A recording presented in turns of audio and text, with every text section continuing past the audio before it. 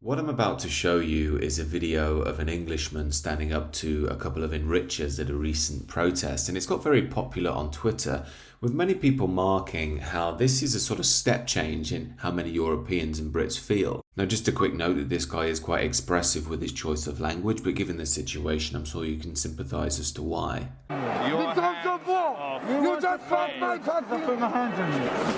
There you go, mate. There you go for it, mate. I touch you on my face. Take your hands off me. Let's stop, man. I want to touch you. Go back the way you came from, You Abdul. don't laugh because I fucking come in. London, mate. London. Of course. Fucking London. Anglo-Saxon English.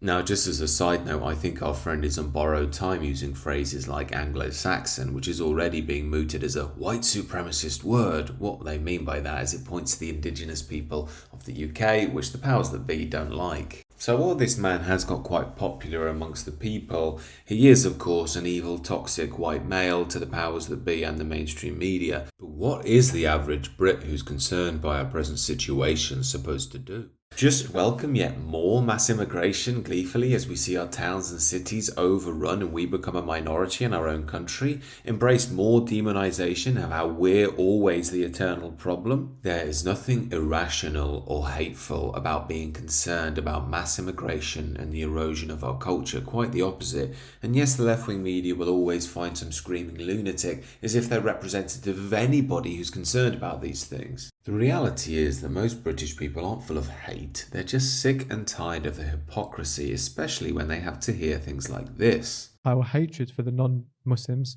doesn't stop us from being unjust to them. My argument would be it also doesn't stop us from coexisting with them, living in a society with them.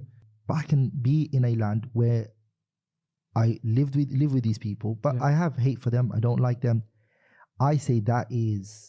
At the time that we're living in today, it's very, very hard to claim that. Imposing onto you, saying that you have to accept the British values. Do you see much media outrage about this, about how two Muslims openly have a podcast declaring how they hate non-Muslims, about how they openly think it's evil for us to expect a certain respect for British values in Britain? Of course you don't. We all know the liberal authoritarian line we now have to live under. They're enrichers and good no matter what they say or do.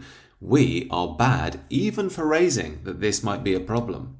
I remember as TV personality Bushra Sheikh and Mohammed Hijab, the Islamic attack dog, are saying recently, if you've got a problem with this, you just need to get out of modern Britain. Not content with being a massive minority in our own capital city, we have to leave the country now. Have you ever thought about that, by the way? We're actually a minority in our own capital city, and it's never coming back. It's also made especially bizarre by the fact that you're meant to celebrate this as an amazing thing constantly. That diversity is our strength. Yet if you mention that London is no longer English, which of course it isn't because it's diverse, apparently that's offensive too. This total incoherence comes down to one very simple thing.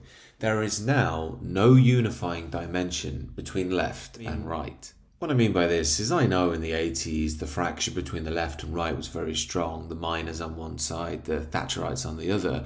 However, you could argue that both of those groups, despite being very opposed, still fundamentally loved and valued the country and its traditions. Yet nowadays, the modern left has abandoned the economic argument largely and focuses purely on culture. This means that it sees Britain as an evil power structure. It also sees things such as the family and gender as something that has to be deconstructed, and so on and so forth.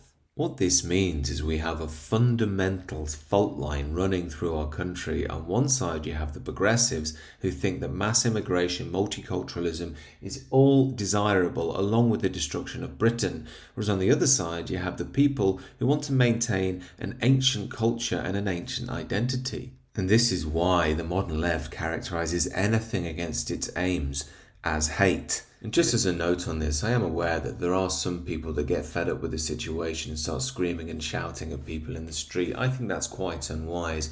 Acting from anger always backfires. It tends to scramble your brains and ruin your judgment. Second to that, such anger falls into an ugliness all of its own. However, it also doesn't play well with the mainstream media, who will jump on this and amplify it times 1,000. If it's the other way around, like the clips I showed you, they will ignore it. All this does is frighten the floating voters in the long run and move us further away from getting towards some sense of truth and balance and wisdom in this mess. I'm a firm believer that what we need for the future is positivity and vision and a structure to give us orientation in an increasingly confusing, globalised and bitter world. These are just my thoughts, however. Do let me know what you think down below and do consider subscribing to the channel.